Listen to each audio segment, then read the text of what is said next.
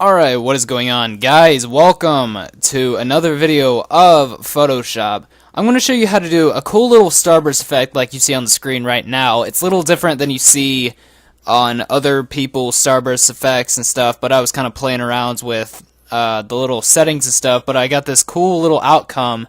It's a different version of the starburst effect. It's still a starburst effect, as you can see, but you see the little slots in between the triangles going towards the center, but yeah, I'm going to show you how to do that in this episode right now. Usually people do this for thumbnails on videos and stuff for different Photoshop projects. That way you can put for your thumbnail, because a lot of people can't find backgrounds that they want for their thumbnails.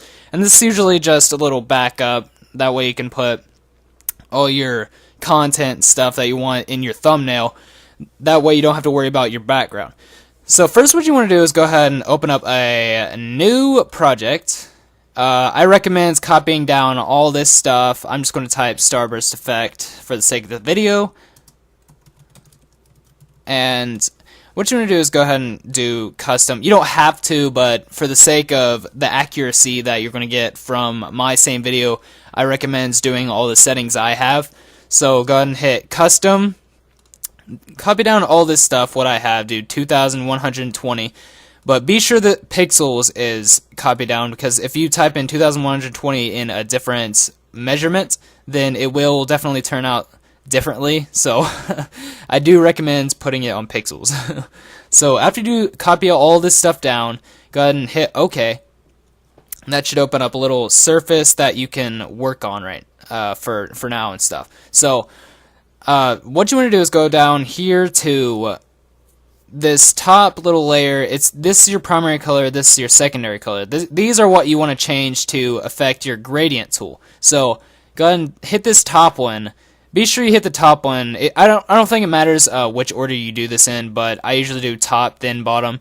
So hit the top one, go down to, don't go down to, but choose whatever color you want. I don't think it matters. Choose whatever color. I know it matters what shade of the color you choose, but I don't think it matters what colors you choose. I just recommend doing different shades of the color, because it takes your attention off the background. It's a cool background, but it takes your attention off of it so they can see the content on your thumbnails. So I recommend doing different shades of the same color, and I'm going to choose, let's do green. Okay, I'm going to do really light green. Be sure you choose like the lightest of that color without it making it look like it's white, because it's just really plain if you make it go too far into the white zone. And choose a really light of that color, about right there in whatever color section you are in, and then hit OK. Then after you do that, go to your second color and change that whatever color you chose, but for this video, again, I'm going to make a darker version of that color, so about right here. And after you do that, go ahead and hit the gradient tool right here.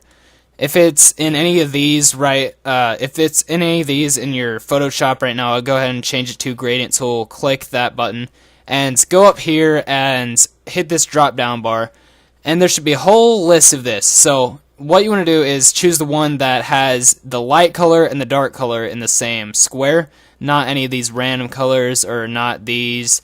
Go ahead and click the one that looks like this. After you do that, I'm going to get out of here, and after you do that, be sure this one's checked, and you shouldn't have to worry about any of this unless you changed it before. So change it to 100% opacity, and don't worry about those. I don't know if you change those or what, but go ahead and unclick that and click check on that. And after you do that, go ahead and hit click up here, drag it straight down the middle of your project. This should make a little platform with your lighter color up here, or your darker color, or vice versa, whatever order you put it in down here. And then after you do that, go to filter, go to distort, and go to wave. Then after you do that, go ahead and change all this if you changed your canvas to what my settings were earlier, then it should be fine, and it should be fine if you change it to all this stuff right now. But if it's not, you can do this if you want, but it may or may not change to the same. I don't know. But if you haven't done that, if you didn't change your canvas to the size I told you a little while ago, go ahead and get out of here and go back there if you realize that you needed those settings. So after you do that, go ahead and go to number generators, change that to 400. Go to wavelength, go to minimum 114 or max 115. It could be 115 if you want it. It doesn't really it's not really that noticeable with your eyes. So go to amplitude, go to minimum 244 and max 245. Again, it's not really that noticeable with your eyes. And then be sure the horizon or horizontal and vertical are all the way 100%. And be sure it's on repeat, edge, pixels, and be sure it's on sign. And go ahead and hit OK after you copied all this down. Hit OK. And that should make cool designs on your canvas. That's pretty much this. It's not done yet, so don't close out this video and think I'm lying. So after you do this, go up to filter, go to distort again, and go to polar coordinates. It should automatically change it. It should give you a little preview like this. Oh, zoomed in. Okay. It should give you a little preview like this, and then hit OK, or hit rectangular to polar, or I don't think this makes much of it. Yeah, well, I don't think it makes that much. Yeah, okay. Hit rectangular to polar, and then hit OK. That should automatically change it to the Starburst effect like I showed you in the beginning of the video, like this one. And so if you learn stuff like this, unless you want to make it perfect, want to make it perfectly in the middle like this is, go ahead and mess around with the settings and filter and distort and wave.